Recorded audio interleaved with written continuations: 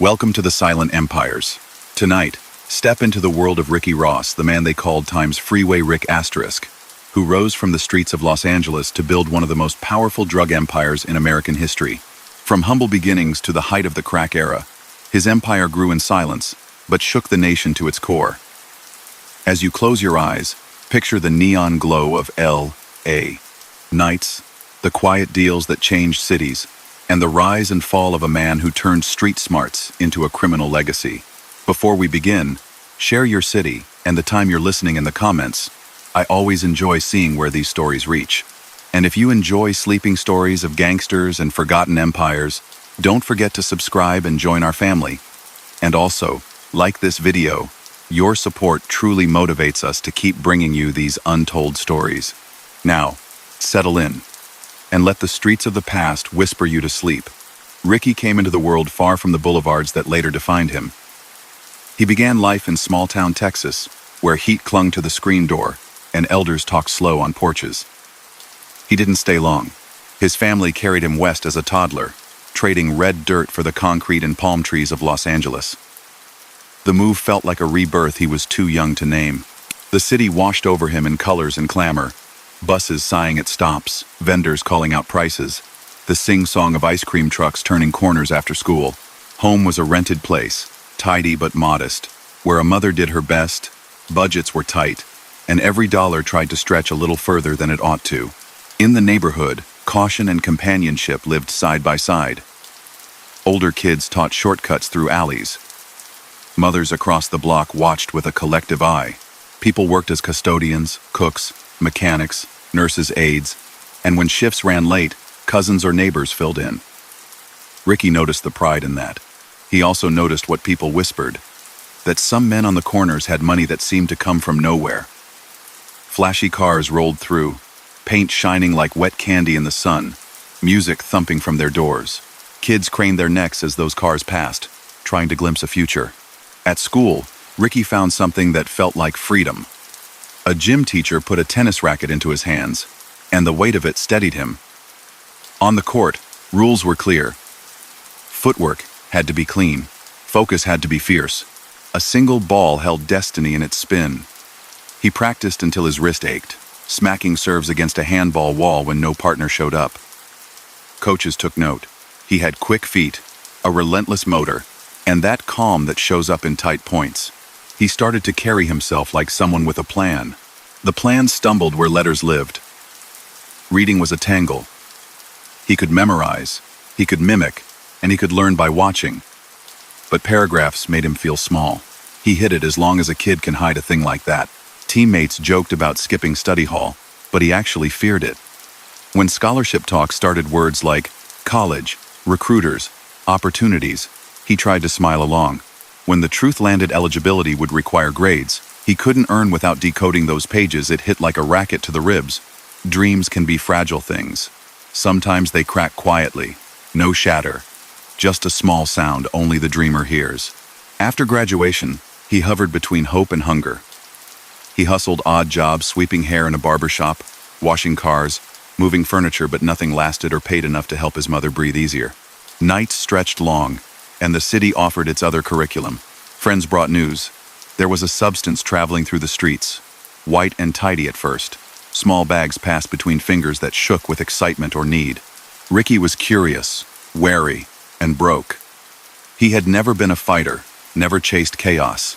He wanted to be safe and to help his people be safe. But he also felt the squeeze of bills and the embarrassment of coming up short when family asked for help. Opportunity came to him the way street opportunities do, through a friend of a friend, whispered introductions in a parking lot after dark, a promise that seemed almost like a dare.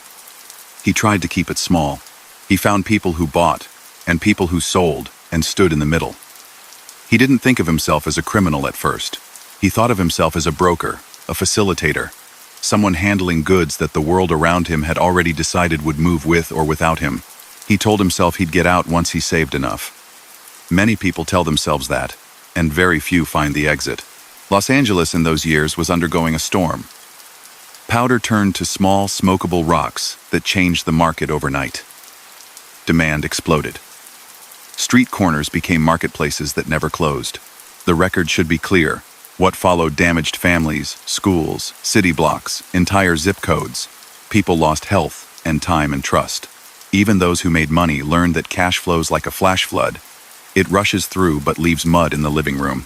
Ricky was not naive, but he was determined, and that determination carried him into rooms where decisions were bigger than he understood at first. He found no glamour in chaos. He preferred order, punctuality, calm negotiations. He tried to keep violence away from his orbit. He picked partners with quiet tempers, kept meetings short, and favored locations that let him see exits and entrances. He stayed polite. He paid on time. He learned to listen more than he spoke. The streets rewarded efficiency and punished theatricality. He cultivated the former and avoided the latter. People started to call him Freeway because he lived near the Harbor Freeway and owned a line of properties snug against it. The nickname stuck to him like a sticker he couldn't peel off even if he wanted to. Connections widened. Through local contacts, he met suppliers who seemed to have wells that never ran dry.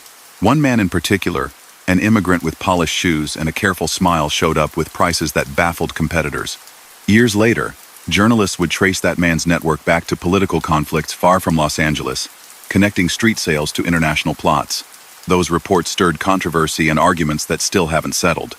What stayed simple was this: the product flowed down, the money flowed up, and Ricky sat at a crossroads he had once only watched from a cracked sidewalk. As earned money multiplied, he tried to treat it like a business. He stored records in his head because paper could be seized. He taught lieutenants to move quietly and leave arguments at home. He preferred stability, no flash, no fights, no unnecessary risks, because stability keeps revenue steady. He bought houses and cars, a few small businesses, a used car lot where engines gleamed under raised hoods like trophies. To neighbors, he became a success story with caveats. Some saw a caregiver who bought groceries for older folks and paid rent for families in sudden crisis. Others saw a pipeline of harm that pulled sons and daughters away from themselves. Both views could be true at once, and often were. He had rules. He wouldn't use the substance he sold. He avoided nightclubs where tempers boiled. He tried to keep his people paid so frustration didn't ferment into betrayal. The streets, however, don't honor any single person's rules for long. Rivals watched. Law enforcement watched harder. Informants slipped into circles. Whispers started to echo. The first arrests came in the wider world as police swept corners or raided apartments. Some of those arrested had his number tucked in their pockets. When a detective first said his name to his face, he felt the cold slide of reality. His early encounters with police were warnings more than wrecking balls. He'd get caught on the edge of a transaction or questioned during traffic stops that lingered a little too long. He learned to breathe slow and wait out the questions. He hired lawyers who spoke in phrases like exposure, sentencing guidelines, and risk mitigation. He listened to their advice and ignored it when it cut too sharply against his profits. Money and momentum have a way of numbing fear until one morning they don't. The scale grew, and with scale came the moral fog people deploy when they don't want to see what's right in front of them. He said he wasn't in front of them, forcing anyone. He said he was responding to demand. He said he had to take care of his own. Meanwhile, he watched neighborhoods fray. He knew parents who lost track of their teens. He watched bright kids lean against walls all afternoon, their faces hollowed by something that started out as a thrill and became a cage. Those images nagged him at night, even as he counted profits. He told himself he'd step back soon, that he'd convert the money to legitimate investments and let the street hustle fade into the past. By then, he was known. He could no longer freeze the rumor mill. Being known brought its own hazards. Opportunists came calling with too good offers. Some were undercover officers in jeans and sneakers. Some were competitors trying to pull him into disputes. And one was the man with the polished shoes, the one whose prices didn't make sense. That man suggested bigger deals that would lock in supply for months. He offered introductions to people who spoke softly and carried themselves like they had faraway bosses. Stepping into that network was like stepping onto a conveyor belt, smooth, efficient, and very hard to step off once it started moving. Ricky had a gift for organization. He built routes like a logistician, mapping safe pickup points, quiet handoffs, and a schedule that didn't draw attention. He trained people to keep their lives simple. to avoid ostentation, to maintain the appearance of normalcy. He spread risk so if one link broke, the chain wouldn't shatter. This was not a small hustle. This was a sprawling, illegal enterprise, moving large quantities at a speed that stunned even hardened observers. Law enforcement took notice. Task forces were formed. Surveillance vans crawled along side streets. Payphones were watched. So were porch lights and garage doors and public storage lockers. For all his care, he was not invulnerable. He knew that. He could feel the circle tightening as he began to spot familiar faces parked a street over, as friends were questioned and then released with eyes that looked too clean, as distant cousins asked odd questions about schedule and stock. He had exit plans drafted in his mind. Buy a business that served a need. Step away slowly. Teach tennis to kids. Learn to read properly. Try to atone in small ways that might add up to a better ledger. He did not act on those plans fast enough. The first major legal hit came after a series of buys and sells that prosecutors later described in careful, clinical terms. He was arrested on serious charges relating to trafficking, the kind that require no dramatic adjectives because the numbers speak for themselves. He fought the case with lawyers who filed motions and argued technical points. He served time. Prison turned hours into long corridors. While locked up, he confronted the education gap that had shadowed him since childhood. He studied. He worked on reading with the patience he had once given the tennis court. He promised himself that outside he would not be the same. When he walked free after that first stretch, the world looked both familiar and new. Friends had disappeared. Others had grown up. The city had rearranged itself in subtle ways. He told people he wanted to go straight. He toyed with legitimate deals, sat at diner counters with mentors who warned him that the game always exacts its due, but the old network tugged at him. Temptation stepped forward in the same nice shoes, offering a last big deal that would, he was told, set him up forever. It was pitched as a bridge out, not a deeper step in. Bridges like that are often illusions. This is where the path darkens and accelerates, where alliances shift underfoot, and where choices begin to make choices of their own. The past had not finished with him, and the future had already taken notes. He could feel it in the quiet between phone calls, in the way the air changed when a too eager buyer shook his hand, in the way the city seemed to hold its breath, waiting to see which way he would turn. Phones began to ring earlier each morning, and kept ringing long after the streetlights blinked awake. You could chart his rise by the rhythm of those calls, by the way people he barely knew started treating him like a clock that never failed. He came to meetings 10 minutes early, and left 5 minutes after the business was done. He didn't let arguments linger. He didn't like crowds. He didn't care for braggarts. If someone arrived loud, he'd nod and step away. Patience was his armor. Discipline was his trick. He made lists in his head because paper left trails. He timed routes by traffic patterns because freeways had moods of their own. He stacked small, careful choices until they turned into something that drew attention far beyond the block where he learned to lace up sneakers.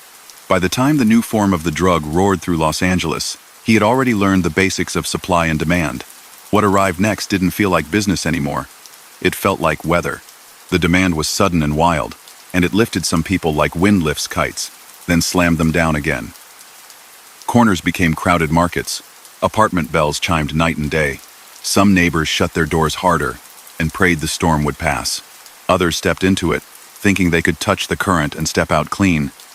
He stood near the center, keeping minutes, moving product, insisting on quiet. He told his people not to carry themselves like movie villains. He told them to wear work clothes, buy modest cars, wave to neighbors, and keep tempers wrapped tight. He kept saying that chaos attracts heat, and heat melts money. Connections widened. Through local contacts, he met a Nicaraguan named Danilo Blandon, a man who dressed like a mid-level manager, and smiled like he already knew how the conversation would end. Blandon had a network behind him, and above that network floated politics that most people on the street only heard about in passing on the evening news. Years later, reporters would walk those lines backward and forward, naming Norwin Menezes, tracing shipments and bank accounts, quoting officials who spoke carefully about rebel armies and back-channel funding. Some claims were hotly disputed, some confirmed, many complicated. What was simple for the people closest to the handoffs was that Blandon's prices undercut everyone else's, and that difference in price changed the entire game. With that advantage, Ricky could move larger amounts at lower margins, flood corners, and still come out ahead. The volume did the talking. He preferred structure over spectacle. He didn't hold court in clubs. He met in parking lots where the glare of fluorescent lights made everything look plain. He insisted on punctuality. He believed a steady rhythm dissuaded violence because people with sure schedules don't panic. He told his lieutenants to keep their lives small, get home to their kids, and spend more on rent than rims. He tried to build a machine that didn't jitter. He also knew, even if he didn't say it out loud, that the machine ran on damage, on cravings that grew teeth, on absences at dinner tables, on classrooms where too many chairs sat empty. He pushed those thoughts to the edge of his mind and told himself he would pivot soon, buy businesses that could withstand daylight, and leave the night to someone else. Money came in waves. He counted until his fingertips turned numb, then pushed stacks to people he trusted, watched them disappear, and expected them to come back with more. He bought houses, some for income and some to give relatives a softer bed. He purchased a used car lot because it looked legitimate, and because engines soothed him with their straightforward logic. He helped a few churches pay for repairs. He carried groceries up steps for older neighbors and covered their electricity when summer hit hard. Those things made him feel decent for a moment, but there was no accounting trick that turned his business into something clean. The results would not balance that easily. He understood that truth better each time he watched someone he'd known since childhood slide past him with eyes that didn't recognize anyone anymore. Los Angeles felt different in those years. Helicopters hovered longer. Police cruisers rolled slowly along the same streets twice in an hour. Newspapers filled with words like epidemic and task force. Elected officials promised answers that could fit on posters, and hard noti ADDO. Laws arrived faster than counselors or after-school programs. Penalties widened, especially for the smokable form, and courtrooms grew crowded. The imbalance between punishments for different forms of the same drug carved a scar through entire communities. People called it unfair even then. It would take years for the country to admit how deep that scar ran. Ricky's network stretched beyond state lines. People came to Los Angeles, learned the rhythm, then carried it back to street. Louis, Cincinnati, Cleveland, smaller cities with eager markets and fewer eyes watching. He never called it a franchise because he never wanted his operation to look like a brand. He called it helping them get started, and then keeping things steady. He watched distance do exactly what distance does: create gaps where misunderstandings breed. He solved those by tightening communication and sending people he trusted to stand beside new faces and translate the code of his rules. He did not make threats. He repeated expectations. The quiet tone was its own warning. Law enforcement listened. They watched payphones, motels with weekly rates, storage garages that collected dust by day and footsteps by night. They ran wires and flipped friends who had run out of luck. Court records fill in the rest. Through a string of deals watched from hidden places, investigators mapped his circle, named his partners, and entered the prices in neat columns. The first big case found him in the late 1980 seconds. He was charged with trafficking and conspiracy. Prosecutors described him as a central figure in a large-scale enterprise. He did not run, though he thought about it. He met with attorneys who explained the numbers and how those numbers could add up to decades. He weighed odds.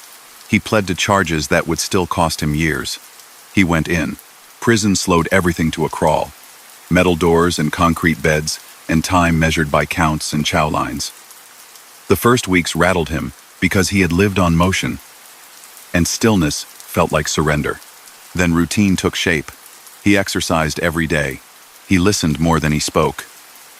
He learned who to avoid and who to treat like friends because the word means something extra inside.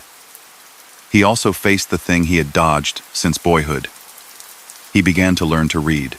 A volunteer tutor sat across from him with patience that smelled like pencil shavings and old paper. Letters unraveled. Sentences stopped sliding away and started settling into sense. He read about business and history, and he read paperbacks people passed between bunks. He thought about the teacher at the public court, who had first put a racket in his hand. He thought about how a different kind of patience back then might have diverted him entirely. He took stock of his crimes with fewer excuses. He had justified his role as meeting a demand that would exist whether or not he stood at the center. Inside, where the usual static fell quiet, he saw clearer. He understood that phrases like, "the market wants what it wants," were shields that let him ignore faces, names, and the little hands of kids being tugged down hallways while arguments spilled into living rooms. He didn't wallow in guilt because guilt alone didn't feed anyone or repair anything. He made a plan. The same way he made plans for everything. When he got out, he would build something legitimate that used the skills he always had: organization, focus, follow-through. He wished it could be tennis because the game still made him feel like the world could be fair if you kept your footwork clean. Coaching didn't pay like the streets, but he told himself he didn't need that kind of money anymore. When he came home in the early 1990 seconds, Los Angeles was the same city with a louder heartbeat. Some friends had moved away. Some had disappeared entirely. Some wore new worries on their faces. He had enough of a name that people recognized him even if he kept his head down. He told them he was out of that business. He meant it when he said it. He sat with older men who had survived long stretches inside and learned a new vocabulary: permits, leases, bank interviews, invoices. He looked at small businesses he could afford: a body shop, a car wash, a place that sold tires and fixed mufflers. He put on a collared shirt, shook hands, and tried to leave the old phone numbers in a paper bag under a stack of junk mail. Temptation is a patient visitor. It does not pound the door.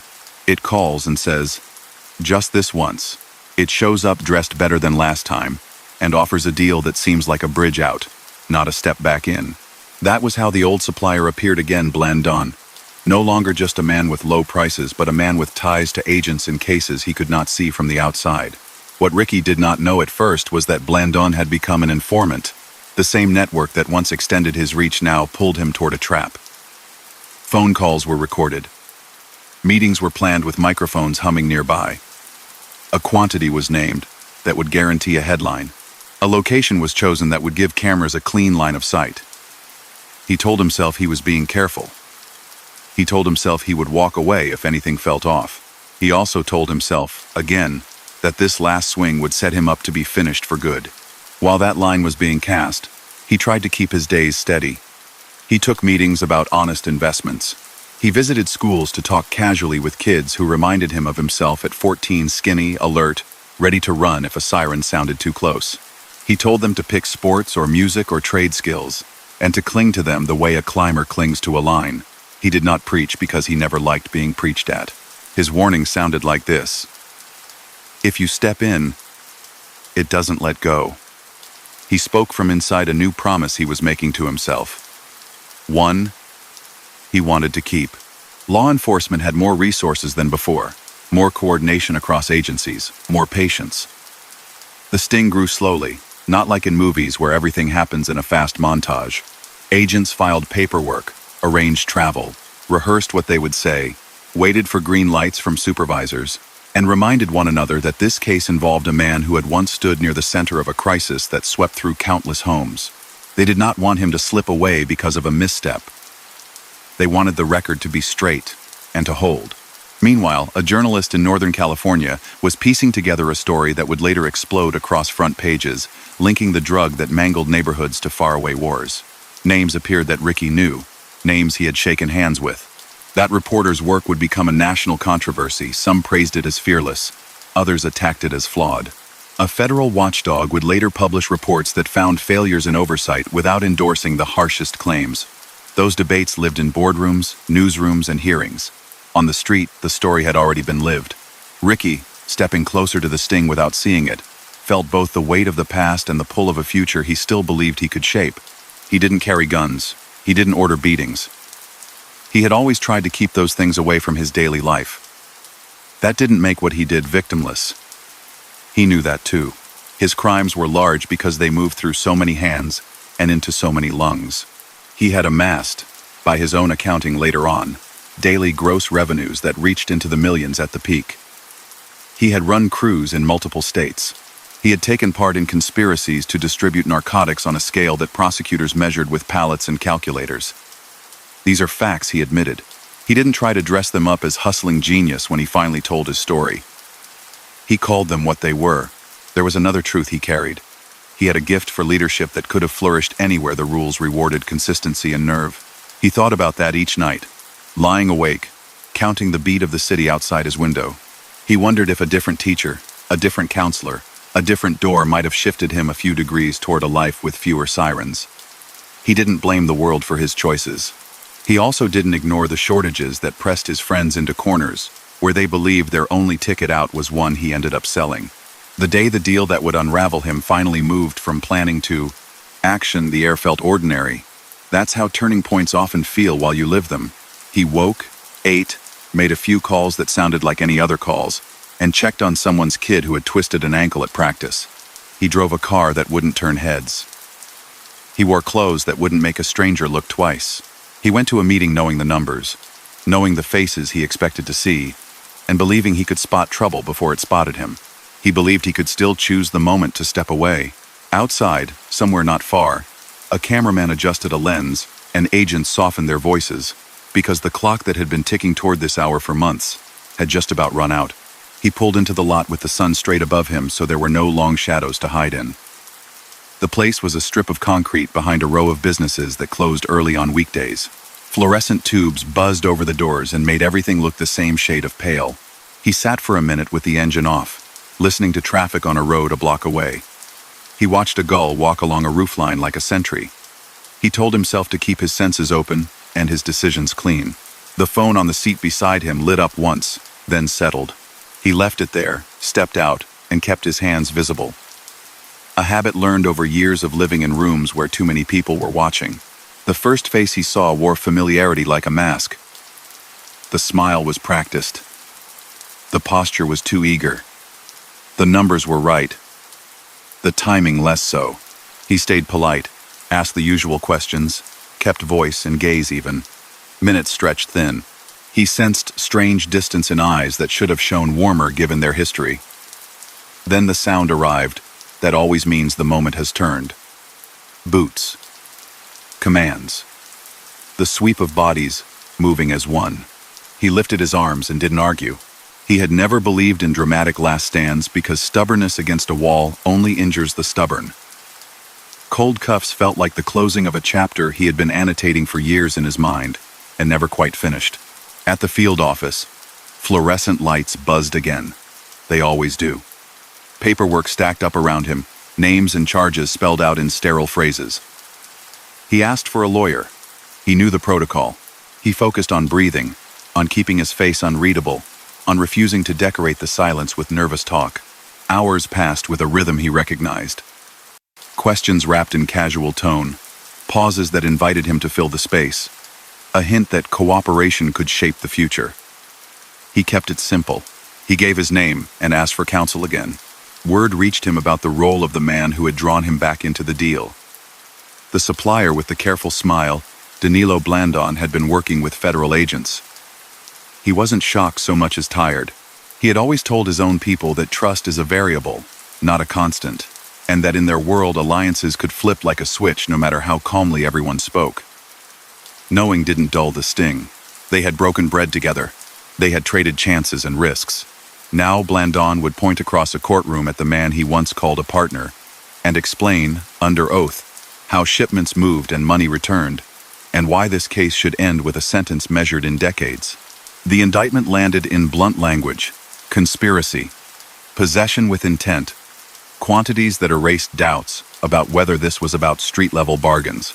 The venue was federal court in Southern California.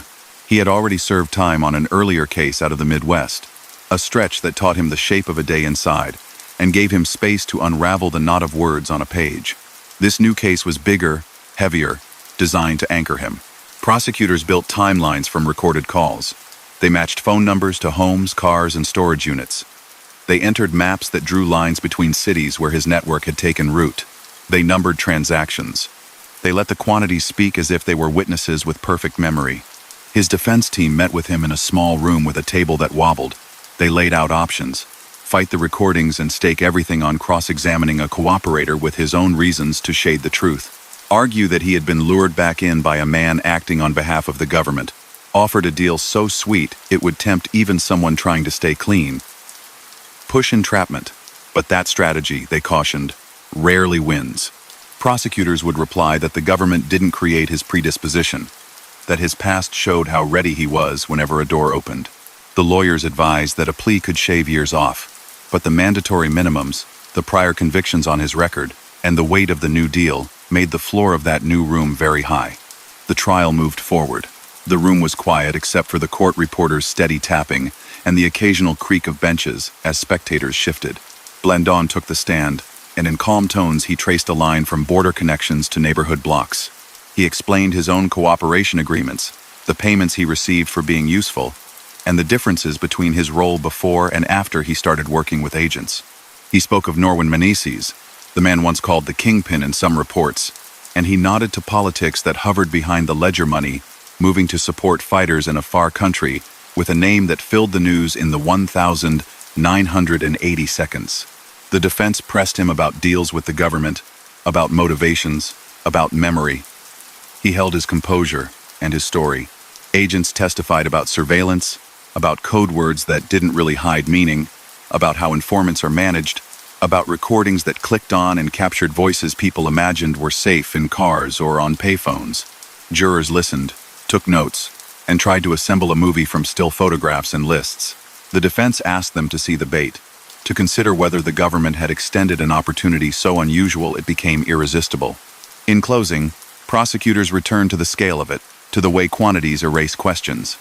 The verdict arrived like most verdicts do suddenly. Guilty on the core counts. Sentencing day didn't look different from any other morning. He woke, dressed, and walked into a room where liberty is measured in paragraphs, and the statute book sets the tone. The judge explained the structure. Prior convictions, the quantities stipulated or found by the jury, and the guidelines that chart a range like a weather map.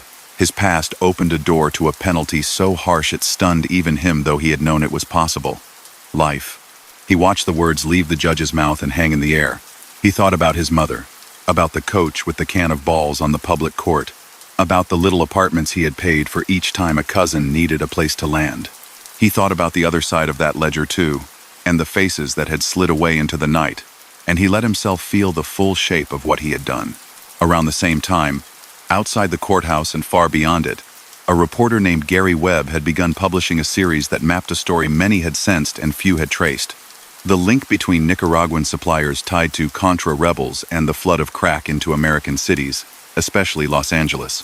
The articles named names including Blandon and Menezes, and described a pipeline whose existence seemed to confirm suspicions whispered for years on porches and in barbershops. The series set off a national argument. Some hailed it as proof of complicity at high levels. Others attacked its conclusions, its framing, its leaps. Federal agencies opened internal reviews. The Justice Department and the CIA's Inspector General later issued long reports. They found informant relationships and instances where officials failed to fully inform or to cut off questionable sources. They did not endorse the claim that the agency had intended to devastate neighborhoods. Those documents landed with the thud of bureaucracy. In the lives of people like Ricky, the debate felt less like a headline and more like description of currents they had already been swimming in for years. Inside, life narrowed and deepened. The first days after a life sentence are a special kind of quiet. You learn the yard's geometry, the schedule for mail, the tone of officers who know your face now, and will know it years from now. He returned to the habit that had saved him during his earlier incarceration. He learned. He read everything he could get his hands on, beginning with the basics, and then moving to books on economics, psychology, law, and biographies of inventors and organizers. He asked questions. He wrote letters.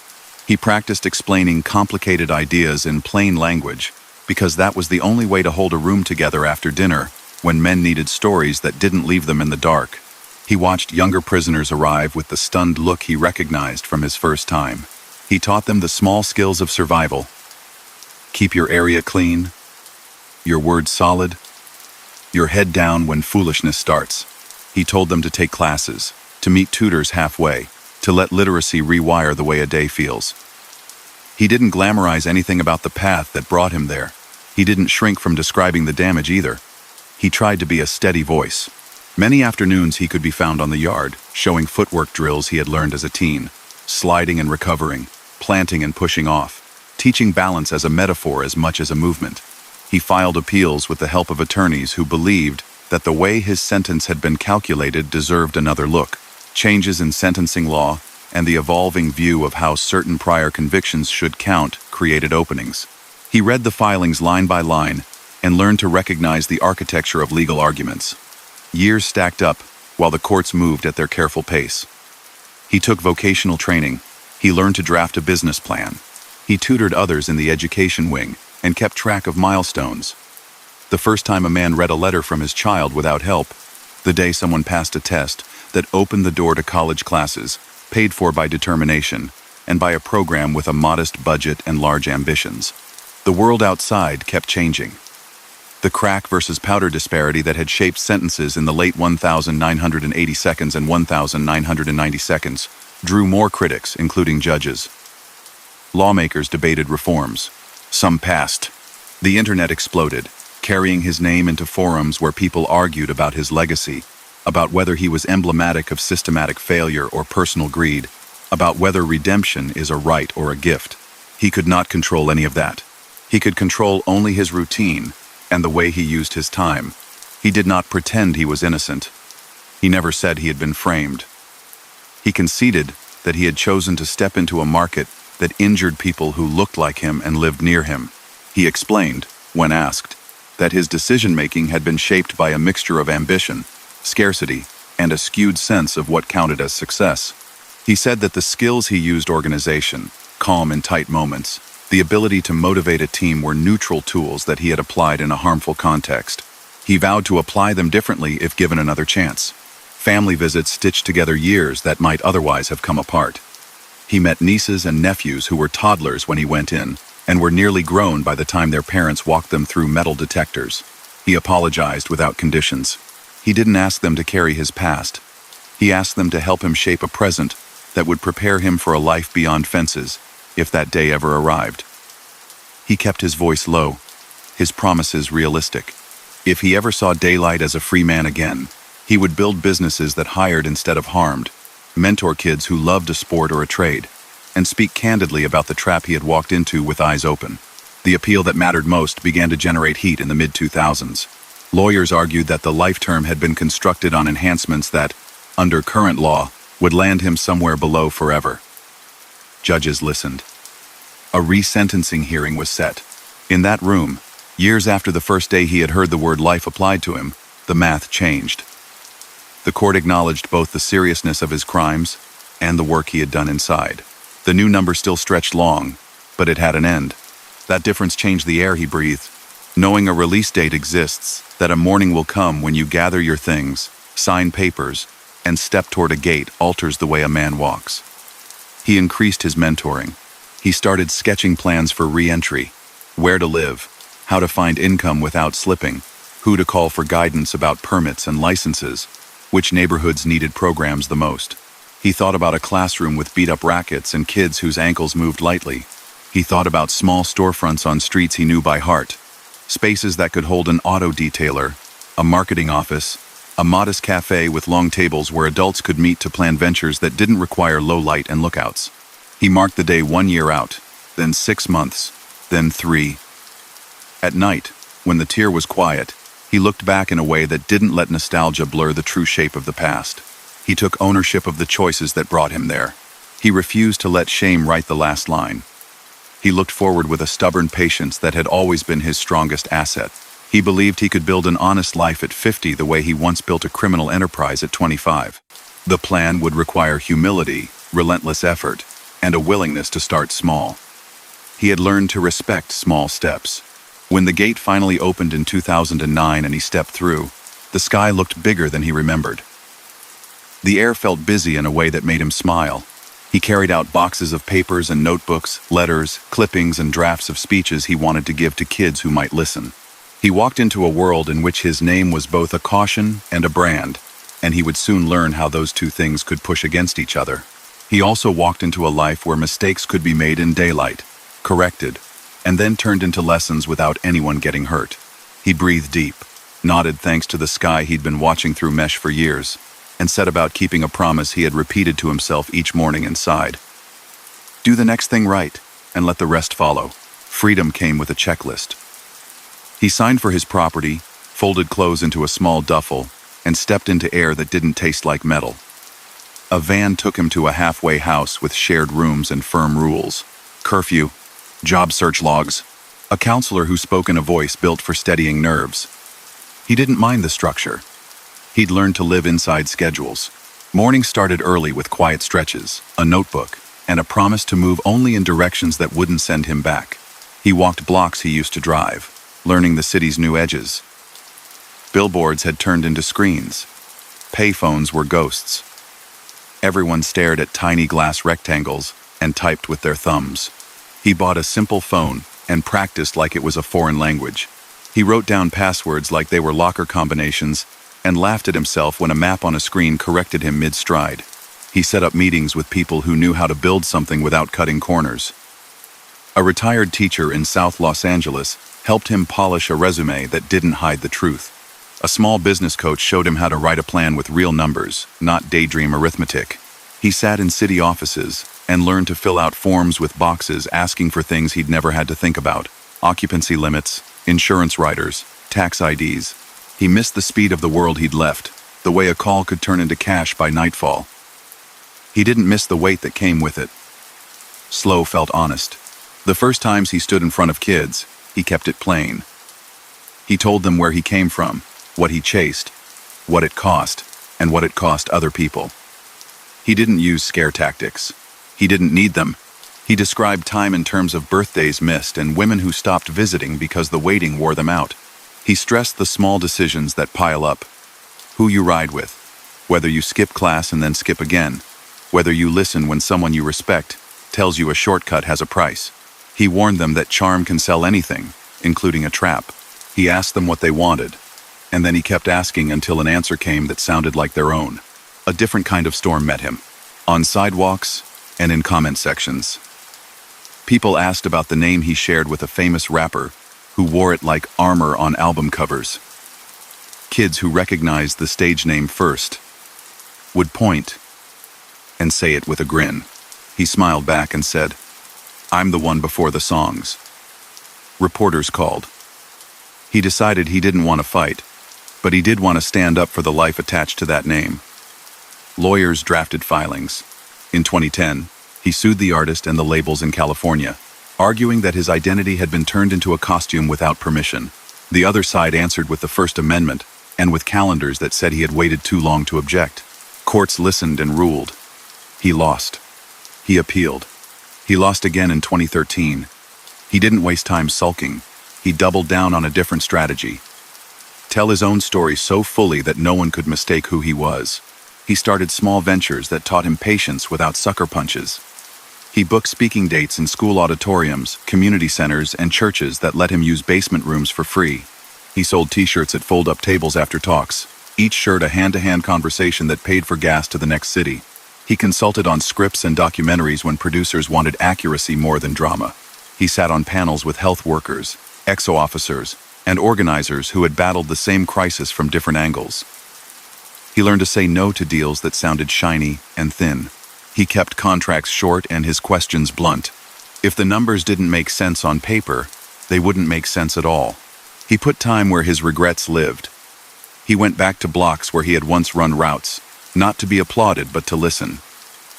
Mothers hugged him and told him about sons who never came back to themselves. He apologized without hedging. He didn't ask for forgiveness, and he didn't debate outcomes. He used those conversations to sharpen his message for the next room. He met with men home from long bids, some his age, some decades younger. He told them to train their willpower the way an athlete trains calves and lungs, daily with repetitions, with drills you do when no one's watching.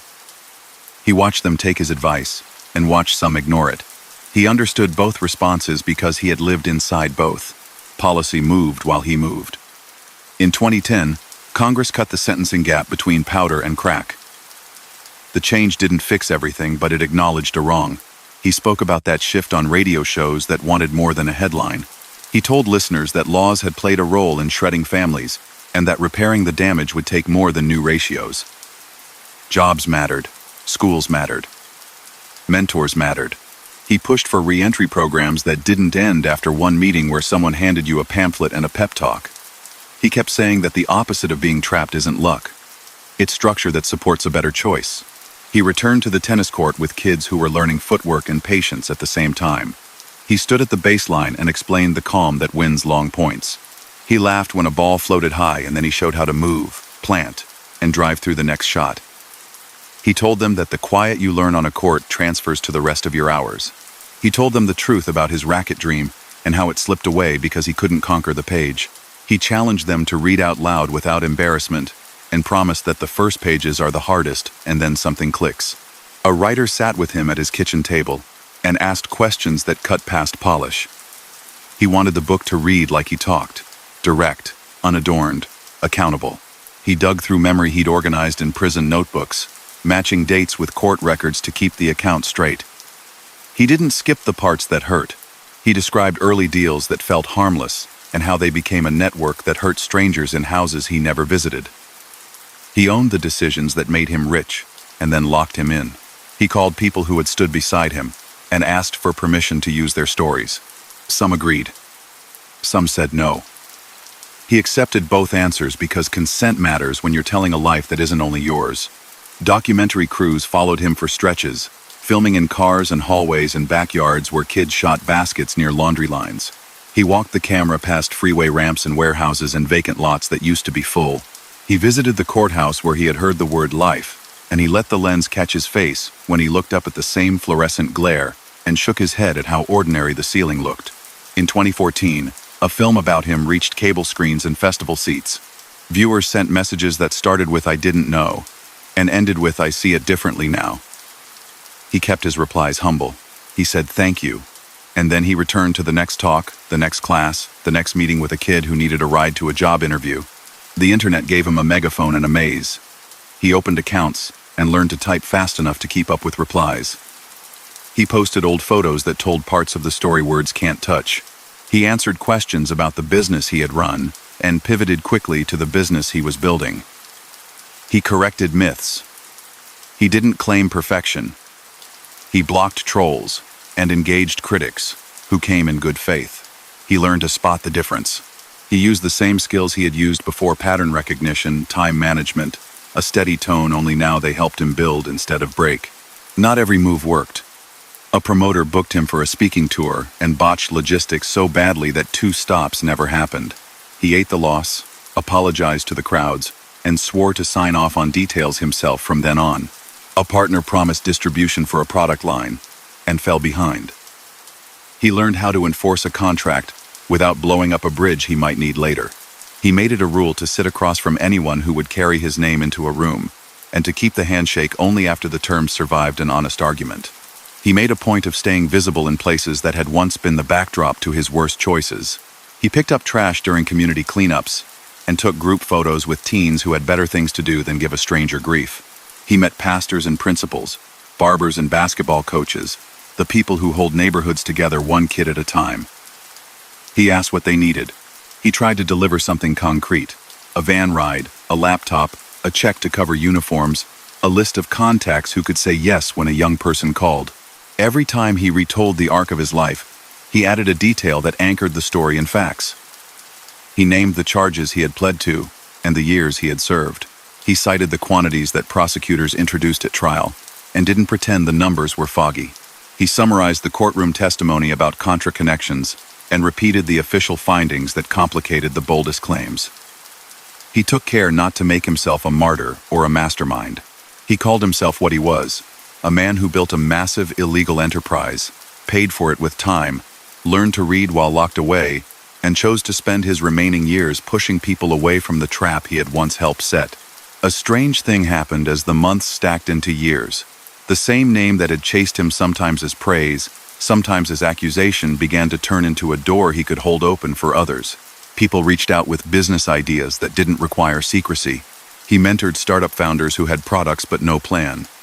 He showed them how to map a week, how to forecast honestly, how to keep morale high without lying about the numbers. He told them that leadership is mostly managing your own moods, and that the rest is listening. He kept watch over the ongoing argument about the era that made him. Books and films revisited those years with new lenses. He participated when asked, not to relitigate his case, but to provide context. He sat beside former agents on panels and found something that surprised him: shared regret. They had wanted to make a difference. He had wanted to make a living. Neither had anticipated the scale of harm that would follow. Agreement didn't erase accountability, but it gave conversations a tone that might lead somewhere better than shouting. On quiet nights, he wrote lists, like he used to, only now they were reading lists and to-do lists for projects that involved permits instead of lookouts. He jotted down names of young people he'd promised to check on. He tracked deadlines for chapters and edits. He logged miles driven to small towns where a gym would fill on a Tuesday, because people wanted to hear from someone who had lived the cautionary tale at full volume and walked out carrying something useful. When the book finally came out in 2014, he held it like a diploma he had earned late.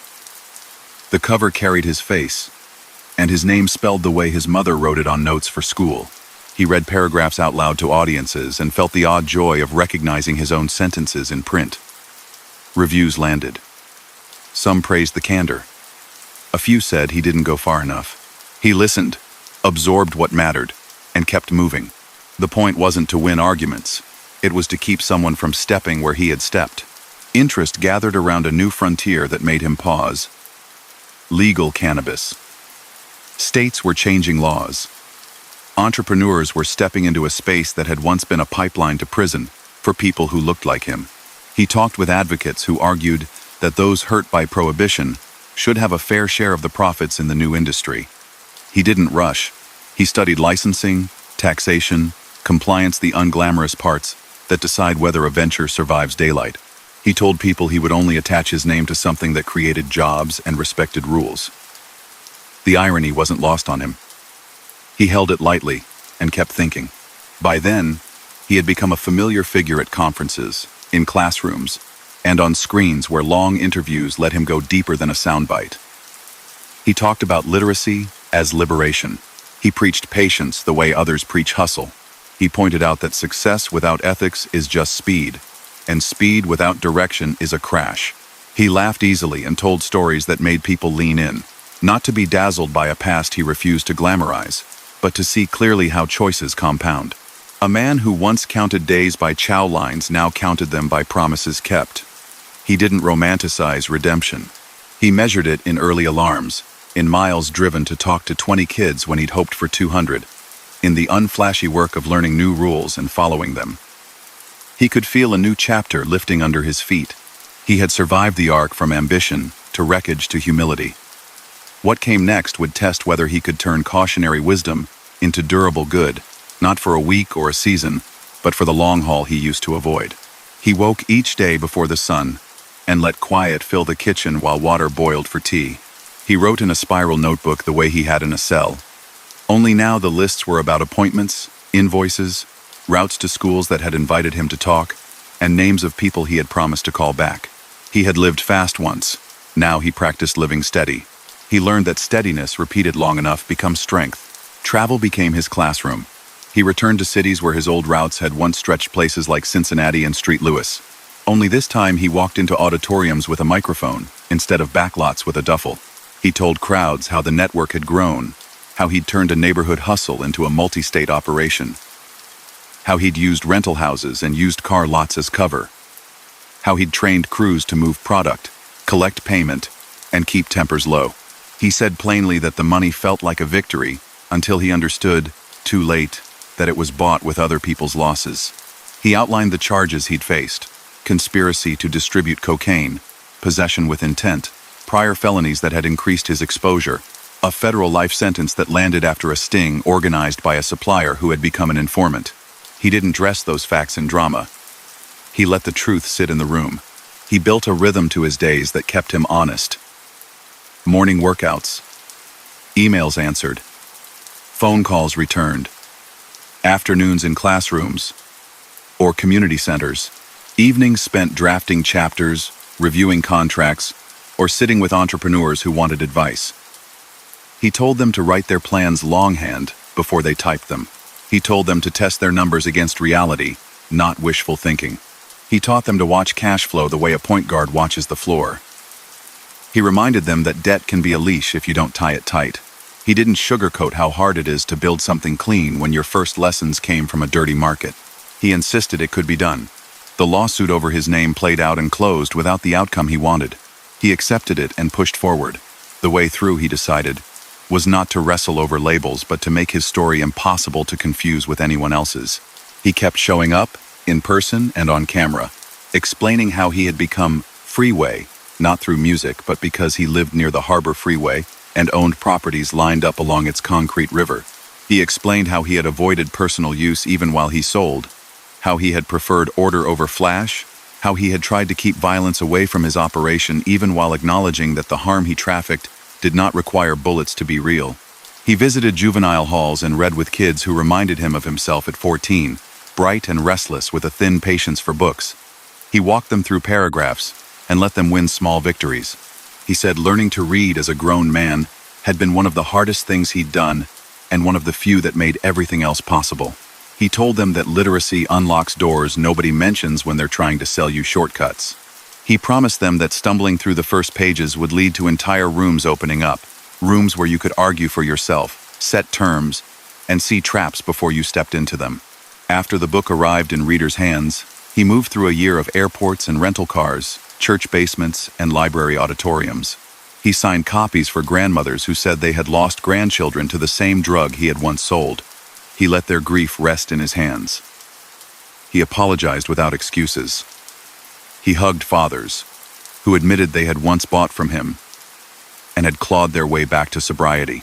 He listened to teenagers who asked if the rush was worth it. He told them the rush was short and the cost was long. He watched faces shift as the math sank in. He took part in panels after screenings of the documentary that traced his life along the same highways his business had used.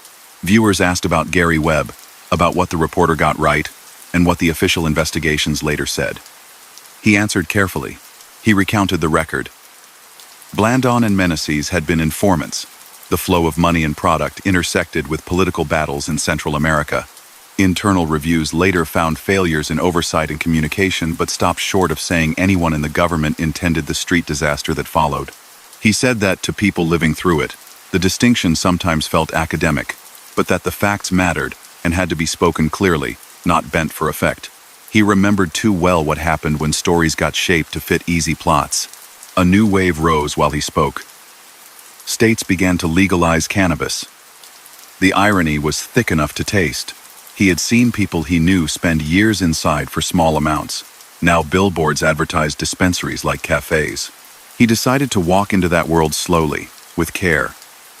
He studied regulations and the long list of requirements. Licenses, seed-to-sale tracking, tax compliance, lab testing, security plans. He insisted that if he put his name on a product, it would meet the rules, pay taxes, and hire from neighborhoods that had lived the unfairness of prohibition. He advocated publicly for equity programs that reserved licenses for people harmed by the old laws. He advised applicants who looked like him and had similar histories, guiding them through forms that, to anyone without a lawyer, read like another language. When he eventually partnered with established operators to launch a brand under his nickname, he did it with contracts that spelled out wages, benefits, and community commitments. He kept the launch quiet and local because he had learned to mistrust grand openings more than quiet, consistent delivery. He visited schools with former officers and health workers and talked about the new crisis pills and powders laced with synthetic dangers that turned experimentation into roulette. He didn't pretend to be an expert in medicine. He stayed in his lane.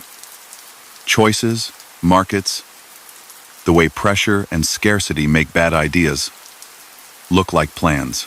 He told audiences that the face of a crisis changes, but the engine stays the same when opportunity is scarce and support is thin. He pushed for investment in after-school programs, apprenticeships, and small grants that let a person start a barber shop or a repair service without reaching for a shortcut that would cost them their freedom. He built a small media platform because he understood the power of owning your microphone. He launched a podcast and a video series where he interviewed people who had climbed out of holes or avoided them entirely. He brought in coaches, formerly incarcerated entrepreneurs, teachers, coders, and small manufacturers. He asked them to talk plainly about how they started, where they stumbled, how they found mentors, and how they dealt with the slow days when nothing seemed to move. He kept the production simple and the tone conversational. He let long answers breathe. He posted consistently, learned to read analytics, and adjusted content without chasing fads. He mentored young founders who had energy to spare but no structure to harness it. He taught them how to use calendars, how to turn big goals into daily lists, how to build a team that trusted one another enough to argue and then get back to work. He said leadership is mostly showing up calm when things wobble. He warned them never to sign anything they hadn't read slowly. He explained that a vague term today becomes an expensive problem 6 months from now. He pointed to his own lawsuit as proof that even a righteous cause can run aground if paperwork and timing don't align. He looked for projects that repaired more than they sold. He backed a literacy drive at a neighborhood library, paid for a stack of new titles, and sat in on Saturday sessions where volunteers and kids sounded out sentences together. He supported a small garage that hired returning citizens, paying for tools and training so the owner could take on apprentices instead of turning them away. He helped a community garden fence its lot and buy a shed, then showed up on planting days to move dirt and talk with teenagers about patience, because nothing that feeds you grows overnight. The years rolled, and the world shifted again when a pandemic emptied streets and classrooms. He moved his talks online, logged into video meetings from a desk by a window, and spoke to kids boxed into squares on screens. He kept their attention by keeping it real. He said that isolation makes every bad idea louder, and that the remedy is structure and connection. He gave out his email. He answered late-night messages from young people who had lost a cousin or a cousin's friend and were thinking about fast money to fill the hole. He typed with the same direct care he used in person. He didn't promise magic. He promised to listen and to suggest a next step that didn't end with sirens. He used the quieter months to finish a slim book of advice that turned his speeches into pages. Short chapters, straight talk about discipline, focus, and integrity. He outlined the habits that had saved him both inside and outside. Morning routines, study, mentorship, service. He told the story of how reading had rebuilt his brain and gave readers a list of titles that had helped him. He delivered the manuscript on time and then did the unglamorous work of promoting a book without a giant marketing machine behind it. He went live on social platforms, called into radio shows, and sold copies one by one at tables after small outdoor events when gatherings were safe again. As the cannabis industry matured, he kept pushing for fairness.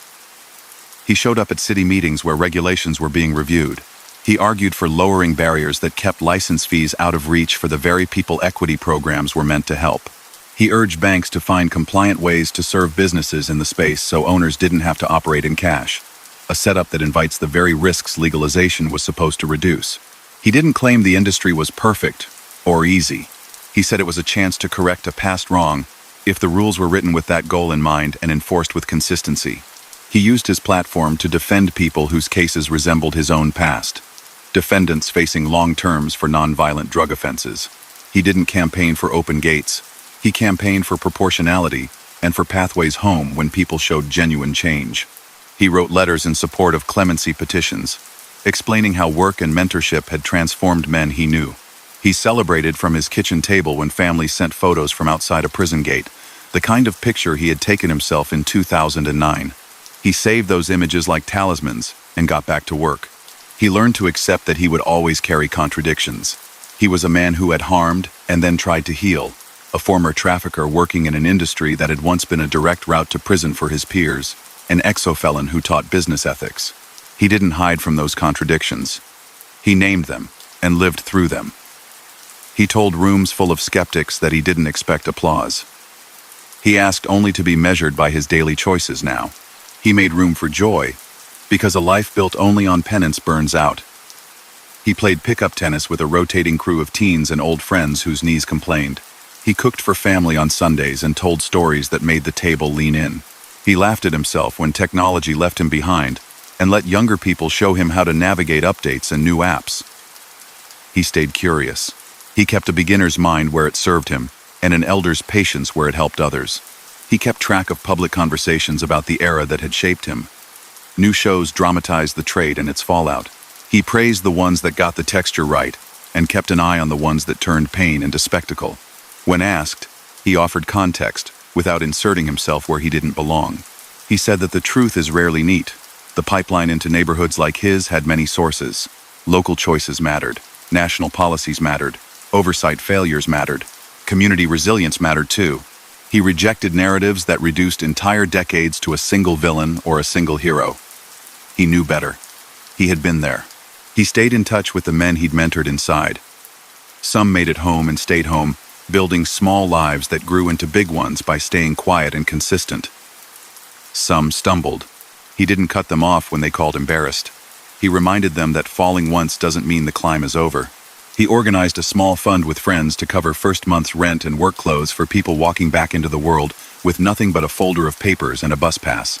He asked donors for modest monthly contributions and sent them updates with photos of keys in new hands and uniforms on hangers. He believed in receipts more than speeches. He never pretended the past had left him. It lived in the way his heartbeat changed when he saw a police cruiser in the mirror, in the way he scanned rooms without thinking, in the way he slept light.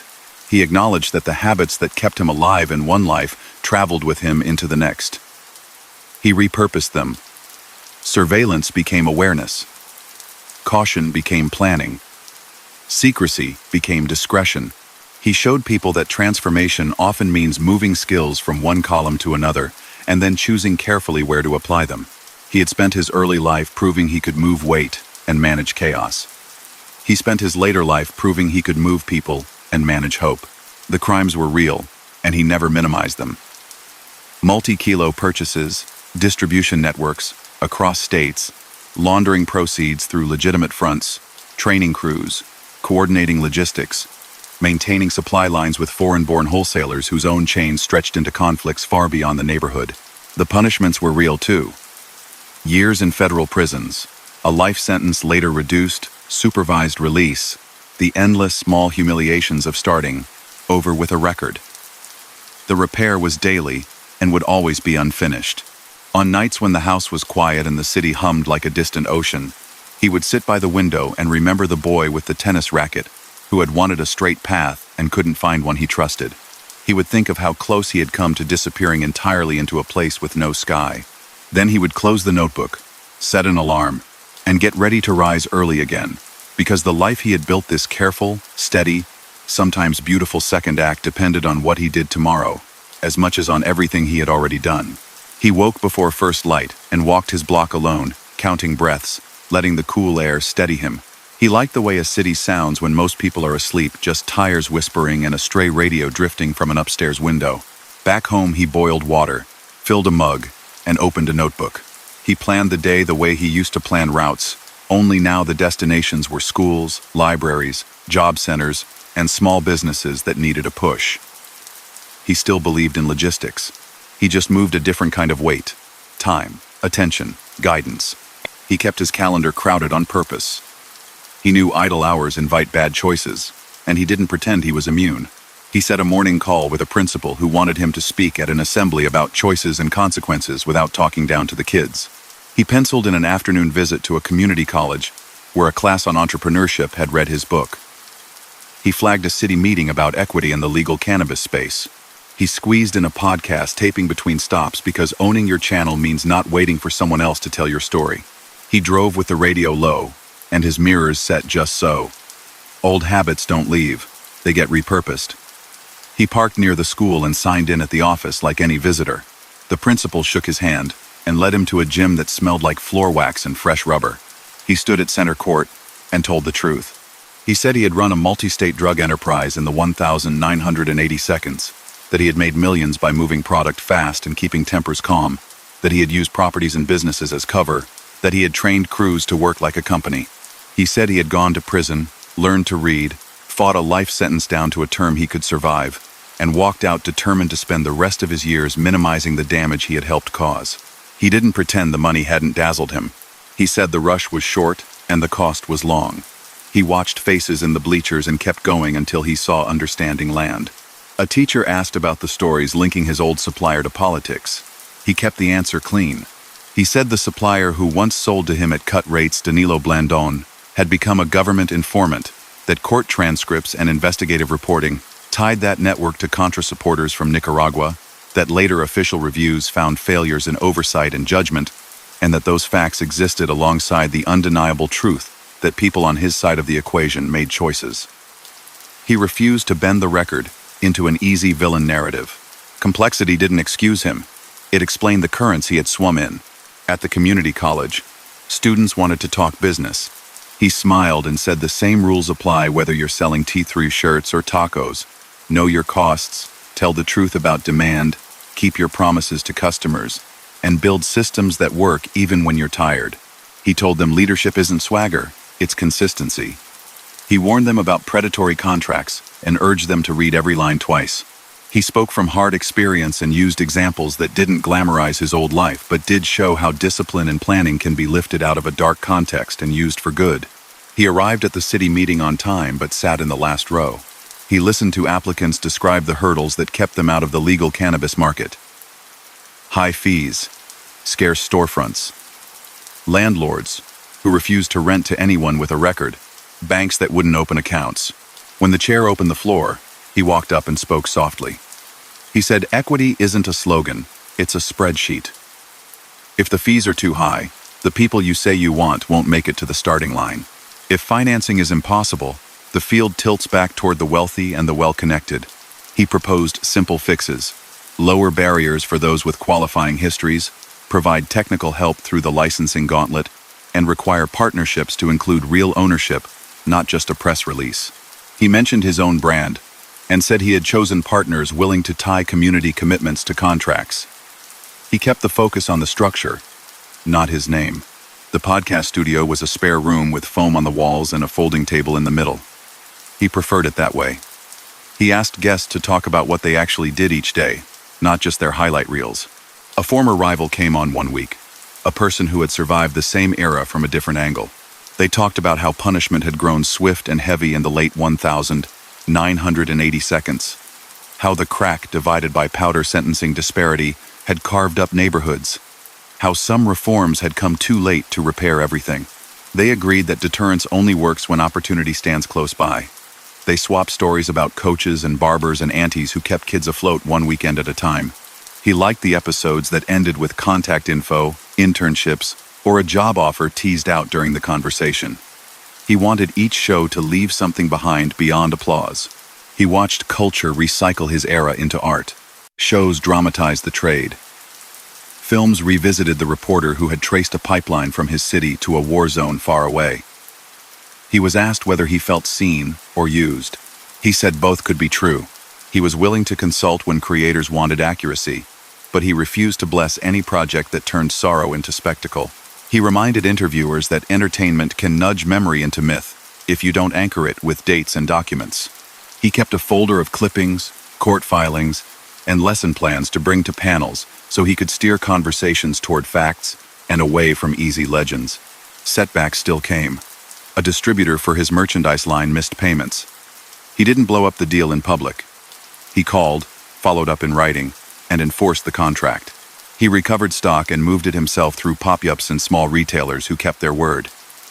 A speaking tour lost steam when a promoter overpromised. He apologized to local organizers and rescheduled on his own dime because integrity is a currency too.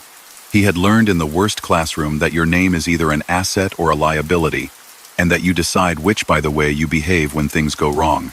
He stayed close to literacy work because he knew what it felt like to stare at a page and feel it slide away. He funded Saturday reading circles at a library where sunlight puddled on scratch tables. He bought high-interest, low reading level books that made teenagers feel smart rather than small. He showed up to read aloud, stumbling on purpose sometimes to show that even grown men trip over words and keep going. He told them that reading had rebuilt his mind, let him argue for himself in court, understand contracts and teach. He watched a young man who had avoided books all semester finish a thin novel and ask for another. That kind of victory still made his throat tight. He put some of his time into re-entry work that was quieter than speeches. He met buses, dropping men and women off at dawn, with a cardboard box of property and a letter listing conditions of release.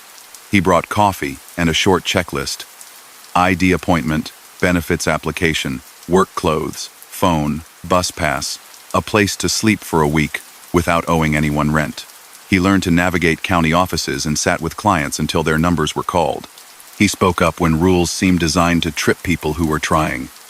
He celebrated small wins because they are the bricks that hold up bigger ones. He tracked policy the way he once tracked shipments. He read about the First Step Act and how it offered relief for some people serving long terms, especially for nonviolent drug offenses. He called families to explain applications and deadlines.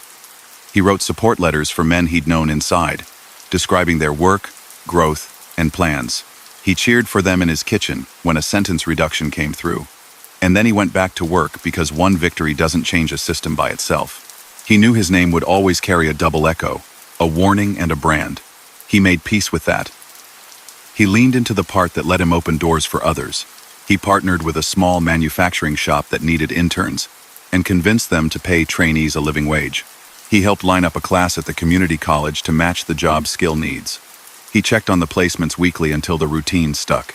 He stayed grounded by sports and family. He ran free clinics in neighborhood parks, rolling a cart of rackets and cones onto cracked courts. He brought in a high school coach on Saturdays to help. They taught footwork, timing, and patience. He made the same point every week. The calm you practice here will save you later when somebody tries to rush you into a bad decision. Afterward, he grilled hot dogs and let kids talk about whatever they wanted: music, work, fears about money. He listened more than he spoke. He kept an eye on his health because stress had carved enough grooves already. He saw a doctor, learned to cook better, and ditched foods that made him feel heavy. He stretched. He slept. He built routines that didn't depend on adrenaline. He worked hard to live a long time, not because he feared the end, but because he had things to finish. A program manual others could use, a fund to help with bail for low-risk cases, a scholarship for kids who wanted trade school instead of college. He valued steady hands more than grand gestures. He navigated online spaces with caution. He answered DMs from teenagers looking for shortcuts and steered them toward apprenticeships and community college certificates. He flagged scams for his followers and told them that investment opportunities that can't answer basic questions are just new versions of old cons. He reminded them that your circle will either elevate or erode you, and that choosing the right 5 people changes your life more than any single hustle. He accepted that people would always argue about his legacy. Some called him a symptom of larger failures. Others called him a singular culprit. He didn't spend energy on either chorus. He focused on verifiable facts about his past and measurable outcomes in his present. He had once overseen distribution that stretched across states. He now oversaw programs that stretched across neighborhoods. He had once made a fortune fast. He now tried to create value slow. The shift wasn't a performance, it was survival. He kept refining his talks so they didn't lean on shock value. He added details that made cause and effect clear. School struggles that cut off his scholarship route. The moment reading felt impossible. The first time a neighbor suggested a shortcut. The way early deals taught him systems thinking. The way scale magnified harm. The sting that landed him in court. The life sentence. The appeals. The resentencing. The gate opening. The slow rebuild. He kept the tone plain. He wanted people to hear themselves in the early chapters and choose a different page before they reach the parts that narrow into cells and regret. He spoke often about accountability. He refused to make himself a hero of his own redemption story. He said he was a man who had done harm and who now woke each day to reduce harm where he could. He told audiences that apology without repair is just noise. He told them that real change looks like promises kept when no one is clapping. He told them that if they remembered only one thing, it should be this: discipline is freedom. It closes doors that lead to trouble and opens ones that lead to options. His work in the legal cannabis space moved forward carefully. He launched products in limited runs, made sure testing was tight, and put energy into training employees who came from the same blocks that had suffered under prohibition. He paid attention to compliance, so he wouldn't be anyone's cautionary tale. He used profits to fund mentorships and to underwrite talks in places that couldn't afford a speaker fee. He never forgot the irony and didn't expect others to either. He called it a chance to turn a page in a way that benefited the same communities that had paid the highest price earlier. He found himself invited into rooms with policymakers who wanted insight that wasn't filtered through white papers. He gave them stories and then numbers. He told them how many men he knew who had been locked away for decades on drug charges with no violence attached. He showed them what happened when those men came home to structure and support, versus when they were handed a pamphlet and a bus pass.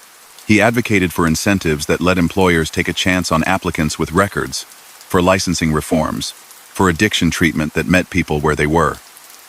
He didn't lecture. He described. He trusted data and the lived experiences he could present. He never forgot the journalist whose work had forced a national conversation. He spoke about him with respect and sadness and made a point, whenever that story came up, to keep the record straight and the temperature low. He understood how the politics of the era complicated the truth. He also understood that his own decisions had been sufficient to land him where he landed. He balanced both truths, without turning them into a spectacle. He gave time to men still inside. He took calls during dinner and on holidays because prison makes every day feel the same, and hearing a steady voice from outside can break the fog. He mailed books. He coached them through correspondence courses and reminded them to write down goals that could be accomplished inside fences. He pushed them to mediate disputes, take jobs that taught patience, and prepare for a world that would move faster than they remembered. He maintained gratitude for small mercies.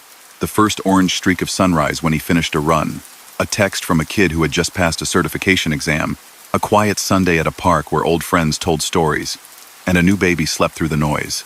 He had lost enough time to know that ordinary hours are the treasure. He watched new storms gather in neighborhoods that looked like his old one. Economic shocks, public health scares, the kind of pressures that make quick cash look like a rescue. He repeated his message, adjusted for a new era. Shortcuts carry fees you can't see until they're due. A plan you can describe on one page is better than a fantasy you can't explain in 5. He helped set up mutual aid groups that delivered groceries and paid for hotel rooms when shelters were full. He didn't trumpet those efforts. He showed up with bags and lists. He started mapping a project that braided all his work into something durable. A center that offered literacy tutoring, entrepreneurship training, a small gym with a couple of tennis courts, and offices where case managers could help with re-entry. He imagined a space that felt safe to walk into, even if you had made mistakes. He wasn't interested in marble entries or donor walls. He wanted a staffed front desk, clean classrooms, working computers, a calendar full of practical sessions, and a kitchen where someone kept a pot of coffee and a stack of fruit for whoever needed it. He began calling in favors, drafting budgets, and meeting with partners who could keep the lights on without bending the mission. He still drove the long way, sometimes past streets where he used to do business. He looked out the window and let memory wash over him without letting it drag. He let gratitude outrun regret but never erase it. He had found a way to live that made sense to him. Tell the truth, build small things well, teach what you've learned, and keep your word. The man who once chased velocity now chose endurance. The city moved around him as it always had. He matched its motion with a steadier kind of pace and kept going, one planned hour at a time. He signed the lease on a tired building a few blocks from where he had once done his worst business. It had good bones and a bad paint job. The hallways smelled like old carpet, and the windows stuck when you tried to open them. He walked through with a clipboard and a grin anyway. He pointed at rooms and named their futures. Tutoring here, a computer lab there, a small studio in that back corner where he could record talks, and young people could learn to run cameras and edit audio. He traced a rectangle on the ground behind the building and said that one day it would hold 2 half courts and a line of cones for footwork drills. He had no interest in marble plaques. He wanted a front desk that greeted you by name and a calendar that stayed full. Renovation taught him patience he already thought he had. Permits took time. Contractors got pulled to other jobs. A shipment of refurbished desktops arrived 2 weeks late, and half the cords were missing. He handled it like he handled everything now. He stayed on the phone, kept notes, followed up, and moved forward. Friends and volunteers came on Saturdays with paint rollers and YouTube tutorials. He let teenagers pick the colors in the tutoring room, and they chose a warm yellow that made the space feel like morning even in late afternoon. He laughed when the first test coat looked more like mustard than sunshine, and he sent someone to swap the can. The second try was right. Opening day didn't come with a ribbon. It came with a knock at the door from a man who had been home for 3 days and didn't know where to start. He sat him at a small table and slid over coffee and a checklist. They called the DMV and booked an ID appointment. They filled out a form for a copy of his birth certificate. They pulled up job postings and circled a few that matched the skills he had learned inside. They put dates on a whiteboard and promised to hit them. When the man left, he walked out taller than he had arrived. That was enough for day one. Word spread without flyers. Mothers told each other about the reading circles on Saturdays. A cousin told a cousin about the resume workshop that actually helped rather than lectured. A grandmother told a neighbor that there were fresh apples near the coffee every morning because someone always brought a bag. He watched people come in hunched and leave standing straighter. He saw the way soft chairs and clear schedules can change a person's week. He brought in a retired teacher to run literacy sessions and a young coder to teach basics of spreadsheets because budgets can scare people who've never made one. He kept the back corner as a media room even before the foam went on the walls. He set up microphones and a used mixer and invited guests who had built something worthwhile. He didn't chase famous names. He brought in a nurse who had started a mobile clinic, a baker running a small shop out of a shared kitchen, a contractor who hired apprentices and insisted they learn how to read a plan before they picked up a tool. He asked them to talk about their days in detail. He asked about mistakes more than victories. He liked episodes that ended with a phone number or an email so a listener could act. He still traveled. Auditoriums in small towns filled with people who had watched documentaries and wanted to hear him describe the years when his phone never stopped ringing. He told them what he had done and what it cost. He named charges and sentences plainly. He repeated that he hadn't carried a gun or ordered violence, but that his enterprise had spread harm all the same. He reminded them that he had learned to read late and that this single change had rewritten his life. He told them that if they wanted a trick, there wasn't one. And if they wanted a plan, there was. Keep your promises. Learn daily. Build slowly. The legal cannabis project grew as carefully as he wanted. He launched products in one market, watched the numbers, adjusted packaging, and invested in training so employees knew compliance as well as customer service. He hired from the neighborhoods that had endured prohibition's weight and paid wages that didn't force people to juggle two jobs. He didn't play fast with rules. He had already learned where shortcuts lead. He pushed for expungement clinics and stood at folding tables beside attorneys who walked people through forms that could wipe old convictions from records when the law allowed. He kept a straight face when the irony of his new industry brushed against the memory of men he had watched leave for decades over smaller amounts than a single legal display case now held. He honored the irony by speaking it out loud and pushing for repair. He still had to navigate the shadow of his name. Young people would shout the rapper's stage name when they saw him and then back up, confused. When they realized the man in front of them was someone else, he handled it with humor. He explained the difference and then turned the moment into a lesson about identity and ownership. He told them about the lawsuit he had filed and lost, and he used it to talk about timing, the First Amendment, and how sometimes the courts won't do what you wish they would. He kept control of the one thing nobody could take. How he used his time. He did interviews with long-form shows that let him slow down and dig in. He spoke about the 1,980 seconds and the way crack reshaped cities. He described the network he had run. Multi-kilo transactions. Routes extending to several states. Cash moved in layers. Used. Car lots. And houses masking activity.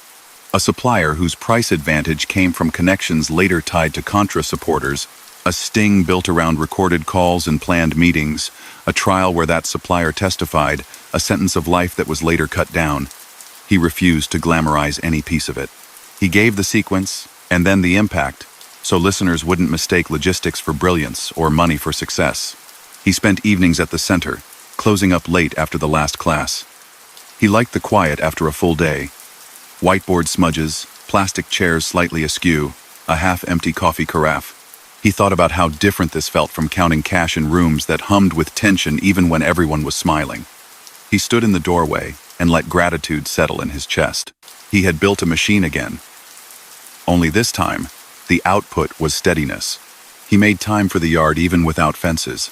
He jogged in the morning and lifted light weights in the afternoon when traffic made it not worth getting on the freeway. He ate better than he had for most of his life. He drank water like it was medicine. He learned to breathe his way through frustration instead of letting it pull him fast toward old patterns. He cut off deals that smelled wrong before they grew. He practiced saying no, without explaining too much. He protected his calendar like the asset it was. He learned to appreciate metrics that didn't look like profits. He tracked how many people got IDs through the center, how many found work within 60 days, how many completed literacy milestones, how many returned the next week and the next. He adjusted the schedule when a class kept losing people in the second hour.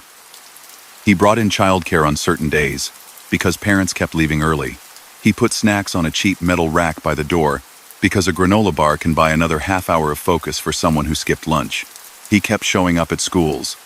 He sat in the back while teachers taught, and then took 15 minutes at the end to tell a story that fit the day's lesson. He never took over. He treated teachers like team captains.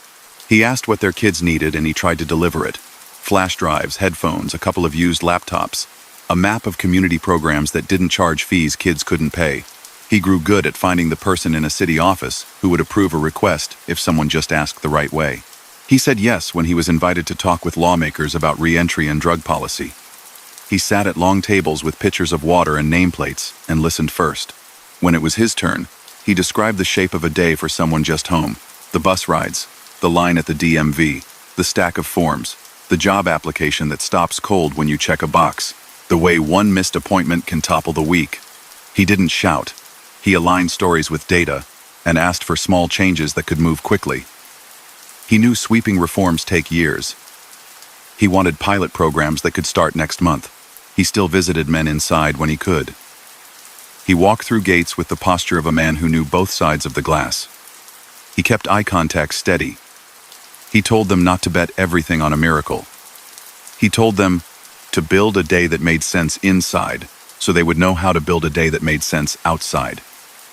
He reminded them to learn something every week, and to teach someone else something every week. He left them with reading lists and the promise of a call when he got back to the office. He talked openly about regret without letting it freeze him. He didn't ask the world to forget. He asked the world to watch. He invited people to measure him by outcomes. Men and women with jobs, kids reading, a business that followed rules, a center that stayed open. He said that if anyone wanted to be proud of him, they should be proud of those numbers, not the past he had survived.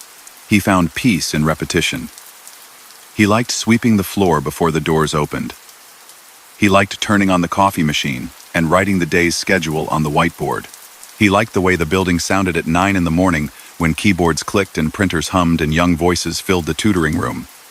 He liked the little bell that tinked when the front door swung wide. He liked the list of names on the wall of people who had completed a program, each one written in marker the same size. He didn't chase celebrity. He accepted that the spotlight would swing by sometimes. He used those chances to raise money for the center, to announce a new class, to point people toward an expungement clinic or a job fair. He turned interviews into invitations. He turned panels into sign-up sheets. He turned applause into donated copy paper and bus passes.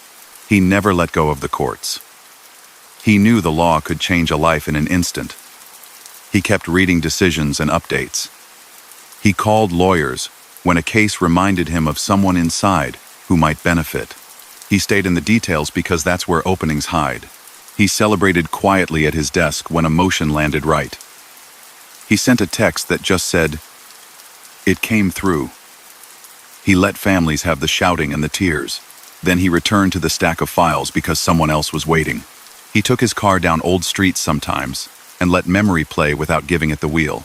He let himself remember the first time he saw a stack of cash big enough to tilt his plans, and the first time he saw a friend disappear into addiction's fog. He let himself remember the hum of the machines in prison and the texture of the paper he learned to read on. He let those pictures sharpen his focus instead of crush it. He used them like guardrails. He held on to humor. He teased the kids who came to tennis with shoes untied. He made fun of his own first attempts at using new apps. He laughed at the way he used to think speed was the only way to measure a day. He told a story about the time he tried to fix a computer by unplugging and plugging and unplugging until a teenager moved his hand, clicked once, and brought the screen back. He let them teach him without making a show of it. He wanted them to feel how good it is to be useful.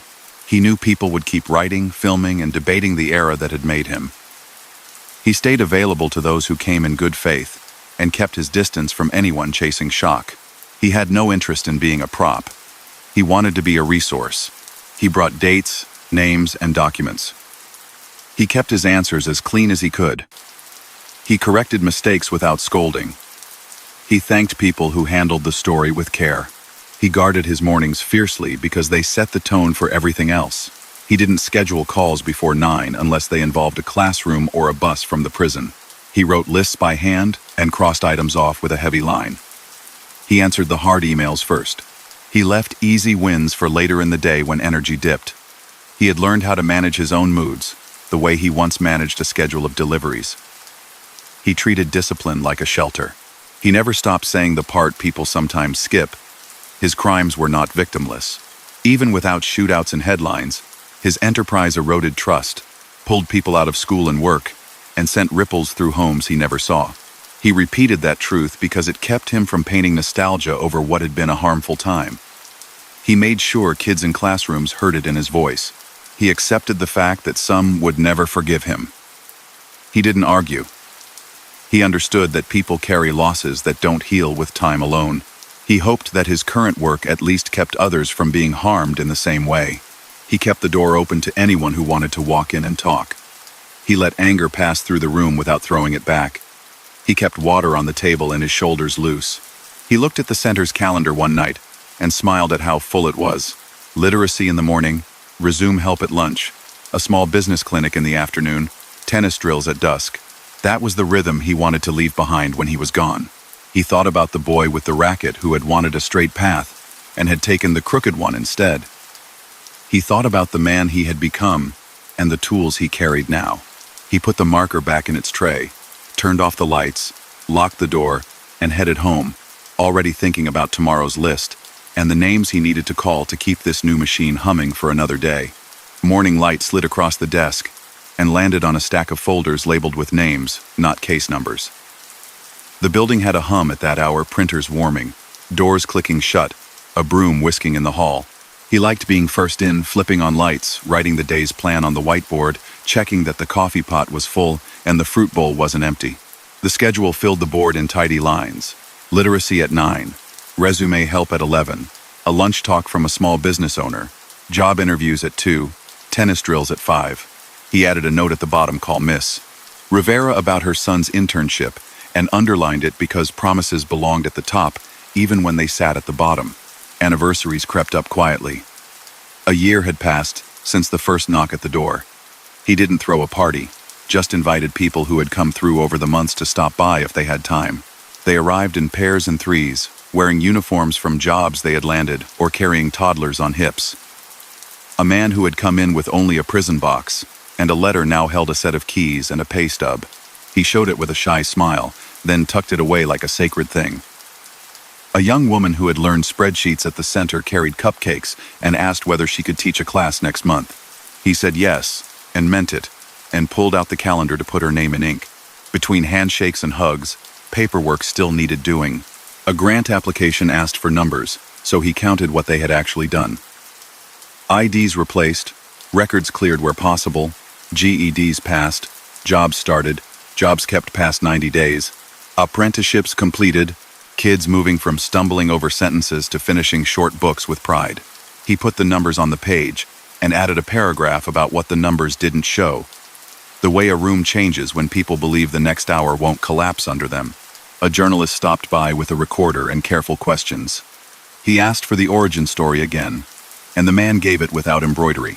He talked about growing up in Los Angeles, finding tennis, losing a scholarship path because reading felt like a locked door, drifting into deals that grew into a network that moved large quantities across multiple states, using properties and a used car lot to mask activity, keeping meetings quiet and tempers cool, connecting with a supplier who later testified, getting caught in a sting built on recorded calls, hearing a life sentence, studying law and literacy inside, winning a resentencing, walking out in 2009 determined to spend his days differently. He cited the record where it mattered. Names, charges, dates, decisions. He refused to be a character in someone else's myth. He asked that the story end at the center's calendar, because that's where his attention lived now. Midday brought a meeting downtown with people writing rules. He sat with other advocates and described how equity programs reach their goals only when cost and complexity don't knock applicants out early. He offered examples. A friend with a qualifying history who needed an accountant before he needed a lawyer. A landlord who refused to rent after a background check showed an old conviction that could be expunged. A bank manager who wanted to help but didn't know how to navigate compliance. He suggested small changes that would make a big difference. Waive initial fees for verified applicants. Provide technical assistance through licensing, and tie public benefits to job creation in neighborhoods that had carried the weight of prohibition. He kept the tone calm and the requests realistic. Back at the building, a class in the small studio learned to record audio, cut an interview into a clean arc, and publish without background noise swallowing the words. He told them the same thing he told entrepreneurs. Learn the basics, then practice them until your hands know what to do without a pep talk. He liked the look on a student's face when a waveform turned into a voice that sounded good through headphones. He liked that skill building felt like a safer version of the rush he remembered from a long ago mastery. Only now the outcome was a craft, not a crime. Letters still found him. Some from men inside, some from people he had hurt without ever meeting. He read them all. One came from a woman who had lost years to a substance he had once sold.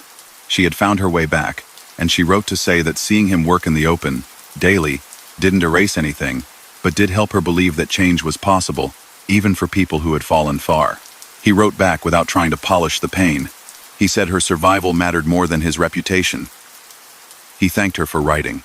He offered to send books to the counseling center where she volunteered, titles that had helped him remake himself sentence by sentence. Travel never fully stopped. He still stood on gym floors in small towns and large cities, answering questions from teenagers who asked with urgency whether the risk had been worth the money. He told them about the math he wished someone had forced him to do, how easy money multiplies trouble, and how the costs don't show up until years later. Build in time you can't buy back. He explained federal guidelines, prior felony enhancements, mandatory minimums, and why playing with fire near a system built for punishment is not a game. He told coaches and teachers that catching a kid early with a real path: sports, music, trades, tech beats scaring them later. He pointed to the center as a model and asked for volunteers in their own towns to copy the parts that fit. The cannabis venture walked forward on quiet feet. He stayed hands-on with compliance, trained staff who, like him, had watched the street flip into storefronts and kept talking publicly about expungements and hiring practices that mattered more than branding. He made room for criticism and answered it with details. How many employees came from impacted neighborhoods? How much money went back into scholarships and clinics? How training prepared people for management roles rather than pinning them to the bottom rung. He refused to let the new work drift toward the old thrill. He used the same steadiness that had kept his illegal operation quiet to keep this legal one clean. Health nudged him to slow down. A routine checkup flagged numbers he didn't like. He adjusted his plate, his pace, his sleep. He delegated. He trained staff to run the center without him in the building. He wrote manuals for programs: how to set up a literacy circle, how to prepare someone for a job interview, how to host an expungement clinic, how to start a small podcast with community guests. He formed a board with people from different corners of the neighborhood: a teacher, a small-town lawyer, a coach, a social worker, a shop owner. He wanted the place to stand if he stepped away. He didn't want the work chained to his calendar. A quiet milestone arrived. The 100th person placed in a job through the center's network. They marked it with a pot of chili and paper plates. No speeches, just a list taped to the wall with first names and start dates. He stared at the list and thought about how different this felt from counting money that couldn't be deposited. He thought about the way employment changes the arc of a week, the way routine makes danger less interesting, the way a paycheck smooths panic that can push bad choices to the front of the line. Media cycles kept circling back to the 1,980 seconds. A new series dramatized the era again, with composite characters and compressed timelines. He watched a couple of episodes, nodded at what they got right, winced at what they pushed for drama, and went back to work.